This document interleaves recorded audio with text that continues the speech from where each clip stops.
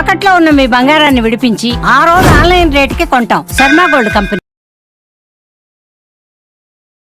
నమస్తే.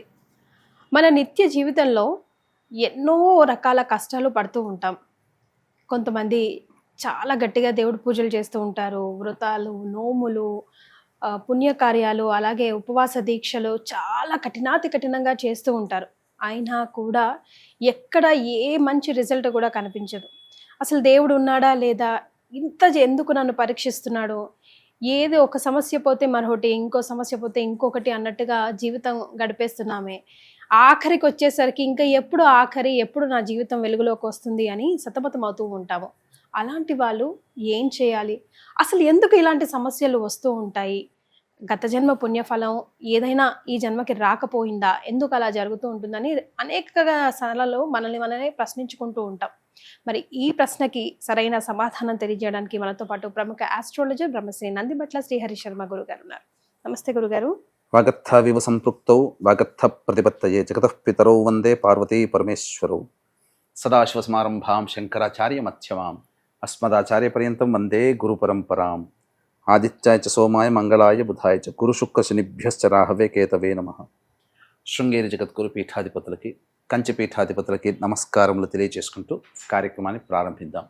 గురుగారు, ఇందాక నేను ఇంట్రొడక్షన్లో చెప్పినట్టుగా కొంతమందిని చూస్తూ ఉంటామండి. ఈవెన్ కమెంట్ బాక్సెస్లో కూడా కొన్ని ప్రశ్నలు నేను అలా తీసి కూడా పెట్టానండి. ఎప్పుడైనా మీ ముందు పెట్టాలి, నివృత్తి చేయాలి, వాళ్ళకి ఏదైనా సమాధానం అంటే ఎంత కటిక దారిద్రం అంటే అసలు ఎన్ని రకాల పూజలు చేసినా, ఎన్ని రకాల సమస్యల నుంచి ఒకటిగా బయటపడుతున్నా ఇంకొక సమస్యనే ఆ సమస్యకి దారి తీస్తుందా అన్న విధంగా వాళ్ళ జీవితం గడిచిపోతూ ఉంటుందండి. అంటే జాతకం కూడా ఎక్కడ చూపించినా అన్ని విధాలుగా బాగుంది అంటున్నారమ్మా, అయినా కూడా మాకు ఎక్కడ ఏం మంచి అవ్వట్లేదు. భర్త కాకపోతే భార్య కాకపోతే పిల్లలు కాకపోతే ఆ ఇంట్లో ఉన్న పెద్దవాళ్ళకి, లేకపోతే ఇంటికో, ఆర్థికంగానో, లేకపోతే ఆరోగ్యపరంగానో ఏదో ఒక సమస్య వస్తూనే ఉంది. అసలు జీవితమే వ్యర్థం అనుకునేలాగా అయిపోయింది మా బతుకు అంటూ ఉంటారు. అలా ఎందుకు గురువుగారు జరుగుతూ ఉంటుంది? నిజంగా నాకు కూడా అనిపిస్తుంది, ఏ దేవి దేవతకు కూడా కరుణించరా, వాళ్ళకి ఏ దారి చూపించరా, అంతా బాగానే ఉంది అంటున్నారు, మళ్ళీ ఎక్కడ ప్రాబ్లం కనిపిస్తుంది అన్నట్టుగా. మీరు చెప్పిన దాంట్లో వాస్తవం లేదమ్మా కీర్తి గారు. ఎందుకంటే అసలు ఇలాంటి కేసులు మీరెన్ని చూసుంటారో. అసలు చెప్పాలంటే అదే నేను చెప్పబోతున్నాను. ఎందుకనంటే చిన్నతనం నుంచి ఈ యొక్క వృత్తిలో ఉన్నటువంటిది, తదనంతరం అమ్మవారి యొక్క అనుగ్రహం వల్ల జ్యోతిష్యం ఈ వృత్తిలోకి రావడం, అంతకుముందంచా సదాచారైన కుటుంబం. అయితే సంబంధించినటువంటి విషయాలు మనం చూసినప్పుడు మా దగ్గరికి వచ్చేటువంటి వ్యక్తుల యొక్క సమస్యలు, దానికి సంబంధించినటువంటి పరిష్కార మార్గాలు ఏంటి అనేటువంటివన్నీ కూడా తెలియచేస్తూ పరిహారాలు చేయిస్తూ అనేక సందర్భాల్లో ఆ విధంగా గడుస్తూ వచ్చింది. కానీ కొన్ని సంవత్సరాల్లో చాలా మందికి పరిహారంలో ఎంత చక్కగా నిజాయితీగా చక్కగా చేయించినా ఆ పరిహారాల ప్రభావాన్ని పొందుతున్నట్టు అనిపిస్తూ కానీ సంపూర్ణంగా పొందలేకపోతున్నారు. దీనికి గల కారణం ఏంటి అనేటువంటిది వాళ్ళ జాతకాలన్నీ సంపూర్ణంగా ఇంకా బాగా లోతైన విశ్లేషణ చేసినప్పుడు కొన్ని దోష ప్రభావాలు అనేటువంటివి మానవుల్ని పట్టి పీడిస్తాయమ్మా. అందువల్ల ఈ దోష ప్రభావం వల్ల మీరు అన్నట్టుగా చాలా మంది, ఎంతో మంది జ్యోతిష్యుల దగ్గరికి వెళతారు, వాళ్ళు చెప్పినటువంటి ప్రతి పరిహారము పాటిస్తారు. ఇంకా కొంతమంది అయితే మా జాతకం తిరుగులేదండి అన్నారు, కానీ వాస్తవానికి చూసేసరికి ఏమీ బాగోలేదు, చెప్పేదానికి మాకు జరుగుతున్న దానికి అసలు పొంతనే లేదు. మళ్ళీ అందరూ ఒక రకంగా చెప్పారంటే అని కాదు, అందరూ జాతకాలు బాగున్నాయి, అసలు మీకు అన్ని ఈ సంవత్సరంలో మీకు పెళ్ళైపోతుంది, అసలు మీ పిల్లలకి పెళ్ళి అయిపోతుంది, విడిపోయిన దంపతులు మళ్ళీ కలుస్తారు ఈ సంవత్సరంలో అని అందరూ చెప్పిన వాళ్ళే. ఇంటి కోసం ఎంతో కష్టపడుతున్నాము, ఇల్లు కట్టుకోవాలని, ఆ ఇల్లు కోరిక నెరవేరట్లేదు, ఈ సంవత్సరంలో మీకు నెరవేరుతుందని అందరూ చెప్పారు. అలాగే ఆరోగ్యం సరిగ్గా ఎన్నో హాస్పిటల్ చుట్టూ తిరిగాము, కానీ ఏ మందు సరిగ్గా పనిచేయట్లేదు అనేటువంటి వాళ్ళు. అలాగే పిల్లలు మంచిగా వృద్ధిలోకి రావాలని ఎంతో ప్రయత్నం చేస్తుంటారు. వ్యాపారాల్లో కూడా ఈ సంవత్సరం మీకు అద్భుతంగా జరుగుతుందని అందరూ ఆస్ట్రాలజర్స్ చెప్పారు, కానీ వాళ్ళ వాక్కు ఏది ఫలించట్లేదు. ఉద్యోగంగా పరంగా చూసుకున్నా, చదువు పరంగా చూసుకున్నా, ఇలా ఏ రకమైన కోర్టు కేసులు ఉన్న వాళ్ళైతే ఇక ఈ సంవత్సరం మీకు అయిపోతుందని అంటున్నారో ఇలా అన్ని విషయాల్లో ఈ సంవత్సరం అనుకుంటూ సంవత్సరాలు గడుస్తున్నాయి కానీ మాకేది జరగట్లేదని కొంతమంది, అందరూ కాదు, కొంతమంది వాపోతున్నారు. వాళ్ళ జాతకాలలో నిజంగా గమనించుకుంటేనమ్మా, వాస్తవానికి అట్లాంటి వాళ్ళ జాతకాలు నేను కూడా చూశాను. అద్భుతం అమ్మ జాతకాలు మాత్రం. జన్మించిన లగ్నానికి యోగకారకులైనటువంటి దశ జరుగుతుంటది. అంతర్దశ కూడా యోగ జాతకమే. గ్రహాలన్నీ అనుకూలంగానే ఉంటాయి. కానీ వాళ్ళ కోరిక ఏది నెరవేరట్లేదు. ఎందుకని అంటారు? ఎందుకు అని అన్నప్పుడు గ్రహాలు జన్మించిన లగ్నము దశాంతర్దశలు అన్నీ బాగున్నా, మనిషికి అన్ని రకాల యోగాలున్నా, అన్ని దగ్గర దాకా వచ్చి వెనక్కి వెళ్ళిపోతున్నా ప్రధానమైన దోషాలు కొన్ని ఉంటాయి మానవుడికి. అవి అంతర్లీనంగా జాతకానికి సంబంధించి అది సుశిక్షితులైనటువంటి వాళ్ళు చూస్తే తప్ప మనము తెలుసుకోలేకపోతాం. కాబట్టి అంతర్లీనంగా బాగా లోతైన విశ్లేషణ అనేటువంటిది చేసినప్పుడు కనబడినటువంటిది ఎందుకు వీళ్ళ జాతకాల్లో అంత బాగా యోగంగా ఉన్నా వీళ్ళెందుకు ఆ యోగాన్ని పొందలేకపోతున్నారు. ఇల్లు కట్టుకోలేకపోతున్నారు కొంతమంది పిల్లలకి పెళ్లి జరగట్లేదు పిల్లలకి, కొంతమందికి దాంపత్యాలు విడిపోతున్నారు. మళ్ళీ ఇద్దరు జాతకాలు బాగానే ఉన్నాయి, అసలు ఎక్కడ దోషం లేదు, మంచి జాతకాలు కుదిరినటువంటి జాతకాల వాళ్ళ పిల్లలు కూడా విడిపోతున్నారు. అంతేకాకుండా గొప్ప చదువు చదివి ఉంటారు, ఉద్యోగం అనేటువంటిది సాగదు. ఉద్యోగం చాలా చిన్న ఉద్యోగంలో స్థిరపడిపోతారు. గొప్ప గొప్ప చదువులు చదివిన జాతకం చూస్తేనేమో ఖచ్చితంగా గెస్టెడ్ ర్యాంకులో ఉండాలి, మేనేజర్ లెవెల్లో ఉండాలి. కానీ చూస్తే చిన్నపాటి గుమస్తాతో సరిపోతుంది. ఎక్కడో వాళ్ళ పిల్లల తెలివితేటలకి ఎక్కడో ఉండాల్సిన వాళ్ళు ఇక్కడ కొట్టుమిట్టాడుతున్నారు, మా పిల్లలకి యోగం లేదేమో అన్నట్టుగా బాధపడుతుంటుంటారు. ఇక ప్రమోషన్స్ అయితే అన్ని దగ్గర దాకా వచ్చి ఉంటాయి. మన వెనకాల పిల్లల వెనకాల జాయిన్ అయిన వాళ్ళు, మన వెనకాల జాయిన్ అయిన వాళ్ళు ప్రమోషన్లు వెళ్ళిపోతారు. మనకేంటి గతి అని చెప్పి బాధపడేటువంటి వాళ్ళు కూడా ఉన్నారు. వీటన్నిటికీ గల కారణం అంటే అన్ని అవకాశాలు ఉండి కూడా వినియోగించుకోలేకపోయే వాళ్ళు కొంతమంది, అన్ని అవకాశాలు దగ్గర దాకా వచ్చి వెనక్కి వెళ్ళిపోయేటువంటివి కొంతమంది. వీటన్నిటికీ గల కారణాలు చూసినట్లయితే అవి గత జన్మ కర్మదోషముతో వస్తున్నటువంటి దోష ప్రభావాలు, 5 రకాల శాప ప్రభావాలు మానవుణ్ణి పట్టి పీడిస్తాయి. ఈ 5 రకాల శాప ప్రభావాలే పితృశాపము, స్త్రీ శాపము, గురు శాపము, దైవ శాపము, సర్పశాపము. ఈ 5 రకాల శాప ప్రభావాలు మానవుడు అనేటువంటివి బాధపడుతున్నప్పుడు ఇట్లాంటివి కోకొల్లలుగా జరుగుతుండే సంఘటనలు కానీ జీవితంలో పైకి రాలేరు. అటువంటి వాళ్ళే ఈ శాప నివృత్తి అనేటువంటిది చేసుకోవాలమ్మా. అయితే పరిహారాలు చేసుకోవాలంటే ఇప్పుడు ఒక కుటుంబంలో జాయింట్ ఫ్యామిలీ ఉందనుకోండి గురుగారు, లేదంటే ఎవరి వాళ్ళ అన్నదమ్ములు విడిగా ఉన్నా కూడా ముఖ్యంగా ఎవరు చేసుకోవాలంటారు? ఇప్పుడు మీరు ఇందాక మాటల్లో అన్నారు 4-5 ఉన్న కుటుంబంలో ఒక్కరి జాతకంలో కనిపించవచ్చు, అందరి జాతకంలో కనిపించకపోవచ్చు అని. అంటే ఆ ఒక్కడు పరిహారం చేసుకుంటే సరిపోతుందా, లేకపోతే ఎలా చేయాలి? ఇక్కడ పరిహారం చేసుకోదనిస్తేనమ్మా, ఇప్పుడు మనం ఏంటంటే ప్రతి నెల ఈ యొక్క 5 రకాల దోషాల నివృత్తికి ఈ యొక్క దోష నివారణ కార్యక్రమాలు అనేటువంటివి మనం చేయిస్తున్నాం. ఈ నెల ఏకాదశి శ్రవణ నక్షత్రం ఉన్నటువంటిది 23వ తారీఖు రోజున. కాబట్టి ఆ రోజున మన ఆధ్వర్యంలో జరుగుతుంది. కాబట్టి ఈ లోపల ఎవరైనా కానీ ఇటువంటి శాపాలతో, ఇటువంటి దోషాలతో, ఇటువంటి సమస్యలు, ఇబ్బందులతో బాధపడుతున్న వాళ్ళు ఎవరైనా కానీ 21వ తారీఖు లోపల నమోదు చేసుకోవచ్చు. అతి సామాన్య మానవుడు పాల్గొనే విధంగా ఉంటుంది. ముఖ్యంగా ఇప్పుడు చెప్పుకొచ్చినది అంటే మీరు అడిగినట్టుగా తండ్రి ఉండి, తండ్రికి ఒక 3 కొడుకులు ఉన్నారు. తండ్రి చేస్తే ఈ సంబంధించినటువంటి దోషమంతా 3 కొడుకులకి వచ్చేస్తుంది, దోషం తొలగిపోతుంది. తండ్రి చేస్తే, తండ్రి లేడు, 3 కొడుకులే ఉన్నారు. కాబట్టి 3 కొడుకులు ఇంటి అన్న చేస్తే కాదు, 3 చేసుకోవాల్సింది. తండ్రి లేకపోతే, తండ్రి ఉంటే తండ్రి చేసిన ఫలితం ఆపాదించబడుతుంది. తండ్రి లేకపోతే మాకు ఎవరిది వాళ్ళు 3 చేసుకోవాల్సిందేనమ్మా. తల్లి ఉన్నా కూడా లేకున్నా కూడా అంతేనమ్మా. గురుగారు కొంతమంది ఇప్పుడు ఫర్ ఎగ్జాంపుల్ కొన్ని నక్షత్రాల్లో పర్టికులర్ గా పెడితే వీళ్ళకి పితృదోషం ఉండనే ఉంటుంది, జాతకం కూడా చూడాల్సిన పని లేదు అంటున్నారు. నిజమేనా గురుగారు? క్రాస్ చెక్ చేసుకోవాలంటారా? ఎక్కడ జ్యోతిష శాస్త్రంలోనైతే చెప్పబడలేదు. నేను మహామహుల్ని, గొప్ప పేరు ప్రతిష్టలు, లబ్ధ ప్రతిష్ఠులు అయినటువంటి గొప్ప గొప్ప పండితుల్ని కూడా నేను సంప్రదించి, ఎందుకంటే ఈ మధ్య సోషల్ మీడియాలో ఎక్కడో చోట చూసిన వాళ్ళు చెప్తున్నారు, గురుగారు ఏదో నక్షత్రాల్లో పుడితే దోషం అని చెప్పి అని అంటున్నారు. ఇప్పుడు 2016 సంవత్సరం నుంచి పితృదోషాలు అనేటువంటివి మనం చేయిస్తున్నాం ప్రసార మాధ్యమంగా. కాబట్టి ఇప్పుడు చాలామంది కొత్తగా వచ్చినటువంటి వాళ్ళు ఈ నక్షత్రాలు పుడితే అని చెప్పి చాలామంది ఫోన్లు చేసి చెప్తున్నారు. ఇది నిజమేనా గురువు గారు అని చెప్పి అడుగుతున్నారు. కానీ ఎక్కడ కూడా ఇది చెప్పలేదమ్మా. ఇది ఏంటంటే అవగాహన రాహిత్యము జ్యోతిష్య శాస్త్రం మీద, అలాగే ఈ యొక్క దోషాలకి సంబంధించినటువంటి వాటి మీద పట్టు లేని అటువంటి వాళ్ళు, అప్పుడప్పుడే కొత్తగా ఈ యొక్క మొదలుపెట్టినటువంటి వాళ్ళు ధనార్జనే ధ్యేయంగా పెట్టుకొని ఈ నక్షత్రాల్లో పుడితే దోషం అని చెప్పి వాళ్ళని భయభ్రాంతులకి, జనాలకి భయభ్రాంతులకు గురి చేసి లేని దోషం. ఇప్పుడు ఇది ఇది ఈ దోషము అని అంటే, ఇప్పుడు ఒక ఉదాహరణ ఉందమ్మా. ఈ స్కూల్లో పిల్లవాడిని జాయిస్తే చెడిపోతాడంటే ఇంకా ఆ స్కూల్లో ఎవరైనా జాయిన్ చేస్తారా? పిల్లల్ని జాయిన్ చేస్తారా? ఎంత గొప్ప స్కూల్ అయినా ఆ పిల్లల్ని అమ్మో వాళ్ళు మంచిది కాదన్నారా అని. అలాగే ఈ నక్షత్రాల్లో పుట్టడమే దోషం అని అంటే, పరుగున పోయి ఆ నక్షత్రాలు ఉన్నవి 27 నక్షత్రాల్లో ఎంత మోసము కాకపోతే 19 నక్షత్రాలు ఈ దోషానికి సంబంధించిన పుడితేనే దోషం అని అన్నారంటే మోసమే కదమ్మా. ఇప్పుడు రాహు నక్షత్రము, కేతు నక్షత్రము, చంద్ర నక్షత్రము, కుజ నక్షత్రము, గురు నక్షత్రము, బుధ నక్షత్రము ఉన్నవి 6 నక్షత్రాలు. దీనికి తోడు ఆశ్లేష నక్షత్రం కలిపి మొత్తం 17 నక్షత్రాలు. 6 నక్షత్రాలు అంటే 6 ముళ్ళ 18, ఆశ్లేష ఒకటి కలిపితే 17 నక్షత్రాలు.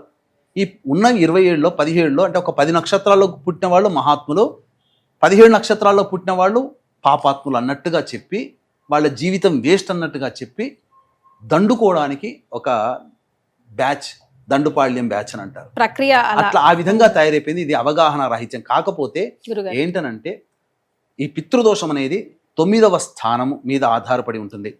రవి 9వ స్థానంలో ఉన్న, శని 9వ స్థానంలో ఉన్న, అలాగే 9వ స్థానాధిపతి అయినటువంటి వాడు రాహు నక్షత్రము, కేతు నక్షత్రము, శని నక్షత్రంలో ఉన్న, అలాగే 9వ స్థానాన్ని రవి శనులు చూస్తున్న, కంజంక్షన్ కలిగిన, అలాగే ఈ యొక్క 9వ స్థానాధిపతి అయినటువంటి వాడు పిశాచగ్రహ సంబంధించినట్టుగా రాహుకేతు నక్షత్రాల్లో ఉంటే పితృశాపం అని శాస్త్ర ప్రకారం చెప్పబడి ఉంది. కానీ ఈ నక్షత్రాలలో జన్మిస్తే దోషము అని చెప్పి ఎక్కడా లేదు.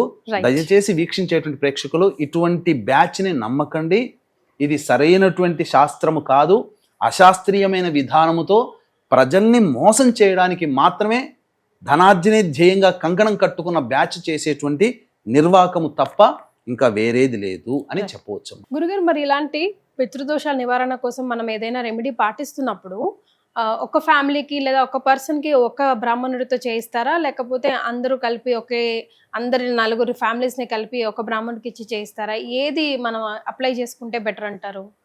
ఇక్కడ చాలా మందికి వచ్చేటువంటి డౌట్ ఏంటంటేనమ్మా, సామూహికము అనేటువంటిది వేరు, ఇండివిజువల్గా అనేటువంటిది వేరు.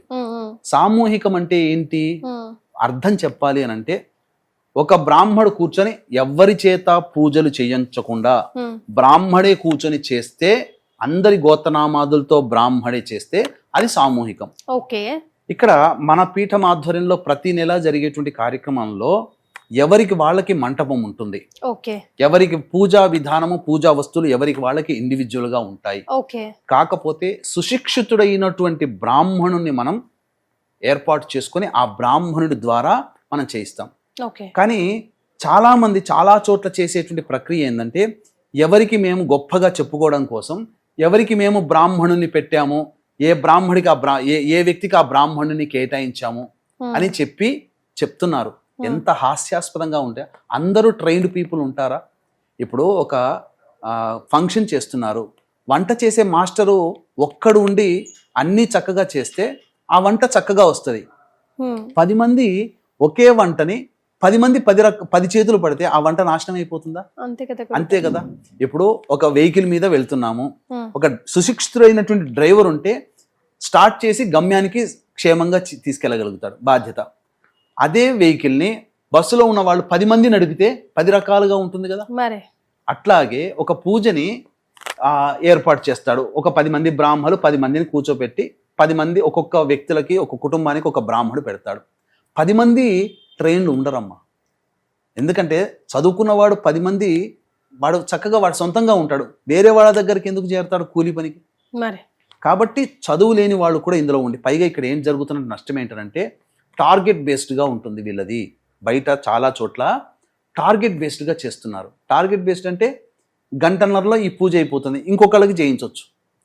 ఆ పూజ చేయించినందుకు ఇంతో దక్షిణ వస్తుంది, ఇంకో పూజ చేస్తే ఇంకో రోజు డబ్బులు వస్తాయి కదా, ఇలా చేస్తున్నారు. ఇవన్నీ ఇంత విపులీకరించి ఎవరికి తెలియదమ్మా. మరి మనకు బ్రాహ్మణుని పెట్టారా లేదు, ఆ బ్రాహ్మణుడు సరైన వాడా కాదని ఎలా తెలుస్తుంది? తెలియదు. అందుకనే మనం ఏంటంటే సుశిక్షితుడైనటువంటి బ్రాహ్మణుని మనం పెట్టుకొని ఆ బ్రాహ్మడే అందరి చేత ఎవరి పూజ వాళ్ళకే, ఇక్కడ సామూహికం అనే మాటే లేదు, సామూహికము కాదు, ఎవరి వస్తువులు వాళ్ళవి, ఎవరి పూజ వాళ్ళది, ఎవరి సంబంధించినటువంటి వివరాలు వాళ్ళవే ఉంటాయి. కాకపోతే ఒక్కొక్క బ్రాహ్మడు చక్కగా ఆర్గనైజ్ అనేటువంటిది చేస్తాడు. రైట్.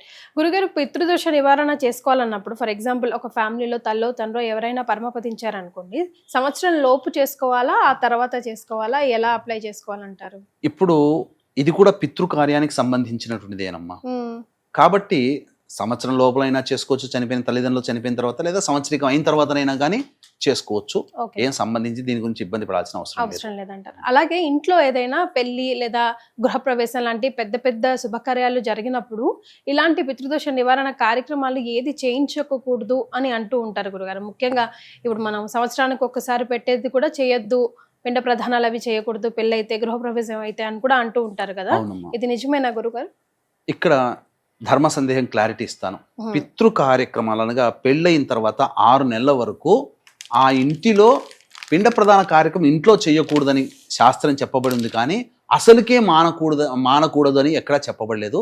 ఆ ఇంటి యజమాని ఎవరైతే ఉంటారో పెళ్లి గృహప్రవేశం అయిన తర్వాత 6 నెలల్లో తల్లికి కానీ తండ్రికి కానీ ఏదన్నా తిథి వచ్చినప్పుడు ఎక్కడైనా కానీ నదీ తీరంకి వెళ్ళి చెయ్యాలి తప్ప ఆ కొత్త ఇంట్లో చేయకూడదు, శుభకార్యమైనటువంటి ఇంట్లో చేయకూడదు.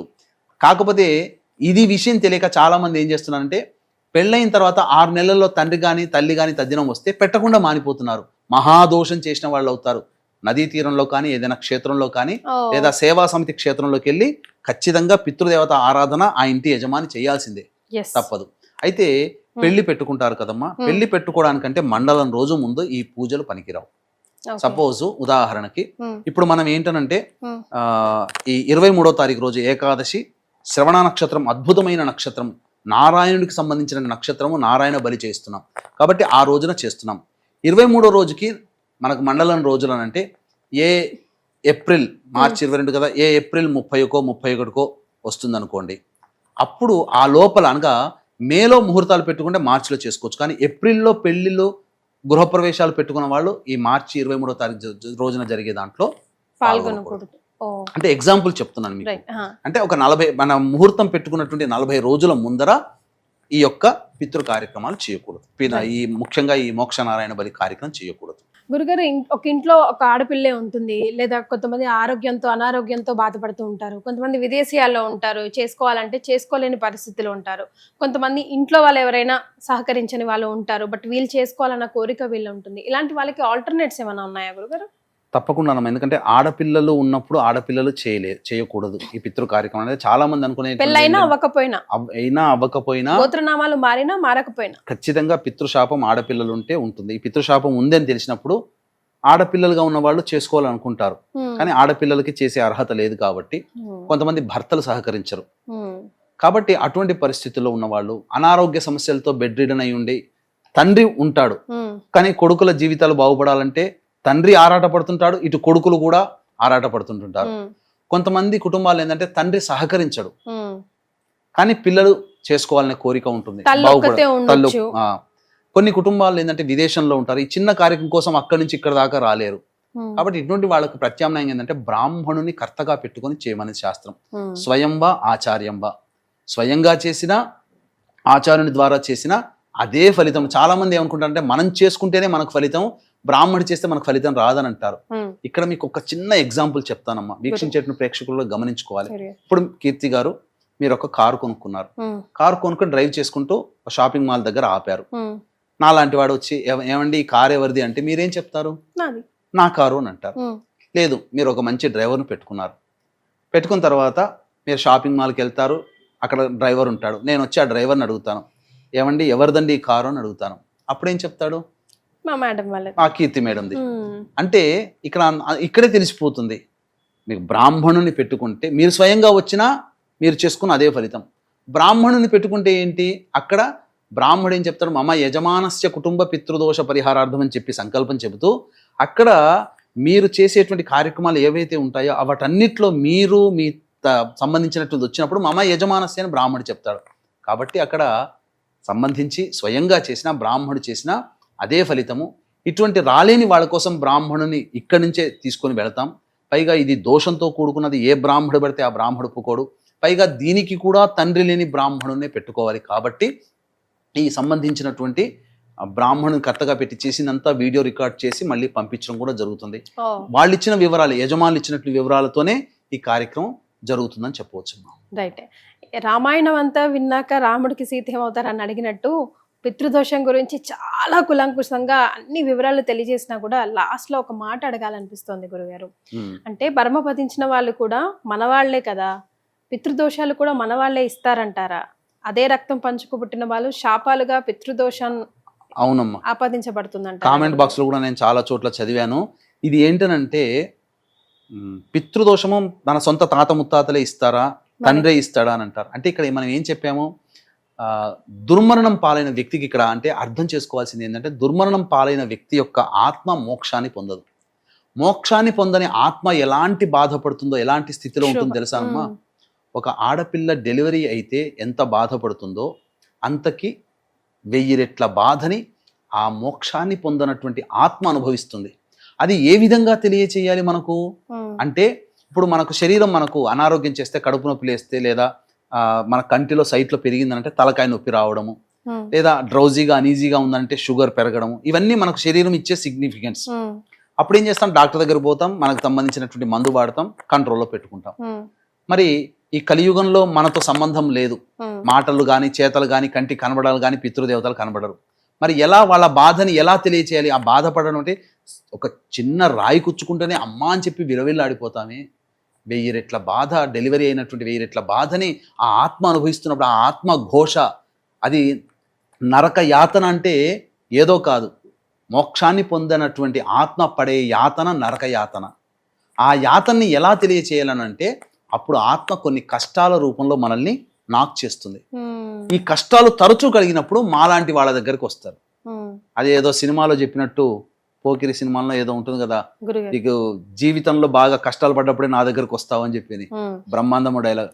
అట్లా ఈ కష్టాలు పడ్డప్పుడు ఏంటంటే, మన సంబంధించినటువంటి జ్యోతిష్యుల దగ్గరకు వచ్చినప్పుడు, జాతకాన్ని పరిశీలన చేసినప్పుడు, అప్పుడు ఈ దోషం ఉందని తెలియజేసినటువంటి వ్యక్తి ద్వారా ఆ కార్యక్రమం నిర్వహించుకోవడం, తద్వారా జరిగేటువంటిది ఏంటంటే ఆ ఆత్మ మోక్షాన్ని పొందుతుంది. మోక్షాన్ని పొందుతూ నాకింతటి నరకమైనటువంటి స్థితి నుంచి, దుర్భరమైనటువంటి బాధ నుంచి తొలగించిన వ్యక్తి కుటుంబానికి శుభం జరుగుగాక అని చెప్పి దీవిస్తుంది. ఇక్కడ పుట్టినందుకు ఇక్కడ ఉన్నంత వరకే నా కొడుకు, నా తండ్రి, నా మనవడు, నా బిడ్డ. కానీ ఒక్కసారి మరణించిన తర్వాత ధర్మాన్ని పాటించాలి. అందుకే పిండ ప్రదానాలు ఖచ్చితంగా చెయ్యాలి. చెయ్యకపోతే ఆ ఇంట్లో ఇబ్బందులు. అందుకనే ఇట్లాంటి దుర్మరణాలు పాలైన వ్యక్తి ఆత్మ మోక్షాన్ని పొందకపోయినా ఇటువంటి ఇబ్బందులు. కాబట్టి ఖచ్చితంగా చేసుకోవాల్సిందే. మళ్ళీ ఒక్కసారి మీకు తెలియజేస్తున్నాను, వీక్షించేటువంటి ప్రేక్షకులు కూడా, నక్షత్రాల్లో పుడితే దోషమని ఏ శాస్త్రంలో చెప్పబడలేదు. అటువంటి చెప్పే వాళ్ళ మాటల్ని నమ్మకండి, మోసపోకండి. తద్వారా విలువైనటువంటి సమయాన్ని, ధనాన్ని కోల్పోతారు. నిజంగా ఇప్పుడు చెప్పినటువంటి సమస్యలతో ఉండి నిజంగా సమస్యలు బాధించబడితే ఇప్పుడు చెప్పినటువంటి విధంగా ఈ యొక్క దోష కార్యక్రమాన్ని జరిపించుకొని మన పీఠం ఆధ్వర్యంలో ప్రతి నెల జరుగుతుంది. ఈ యొక్క మార్చి నెలలో 23వ తారీఖు ఏకాదశి, శ్రవణ నక్షత్రం ఉన్నటువంటి అద్భుతమైన రోజు మళ్ళీ మళ్ళీ రాదు. అటువంటి రోజున చక్కగా చేయించడం ద్వారా మీ యొక్క పితృదేవతలకి మోక్షాన్ని ప్రసాదించిన వాళ్ళు అవుతారు. వారసులుగా చేయాల్సినటువంటి బాధ్యతగా మీదే. కాబట్టి రుణం తీర్చుకునే ప్రయత్నం చేయండి. నక్షత్రాల్లో పుడితే దోషమని ఎక్కడా లేదు. మళ్ళీ మళ్ళీ చెప్తున్నాను, ఆ విధమైన మాటలకి నమ్మి మోసపోకండి. ఎస్. సో ఈ వీడియో చూస్తున్న మీరు ఇన్ని రోజులుగా ఒకవేళ ఇలాంటి పితృదోషాలతో బాధపడి ఉంటే, ఎక్కడ ఏ సమస్యకు మీకు పరిష్కారం దొరకకపోయి ఉంటే, గురుగారి ఆధ్వర్యంలో జరిగే ఈ ఒక్క కార్యక్రమంలో పాల్గొని చూడండి. మీకు ఎలా అనిపించిందో తర్వాత తిరిగి కమెంట్ బాక్స్లో మీరు తెలియజేయండి. అండ్ మీ ద్వారా మిగతా వాళ్ళకి కూడా హెల్ప్ అవుతుంది. బికాజ్ మీ రివ్యూ వాళ్ళకి చాలా ఇంపార్టెంట్ కావచ్చు, వాళ్ళ జీవితాల్లో వెలుగులు నింపొచ్చు. అంతే కదా గురుగారు? అంతేనమ్మా. చాలా సంతోషం అండి. ధన్యవాదాలు. సర్వం శ్రీ ఉమామహేశ్వర పరబ్రహ్మార్పణమస్తు.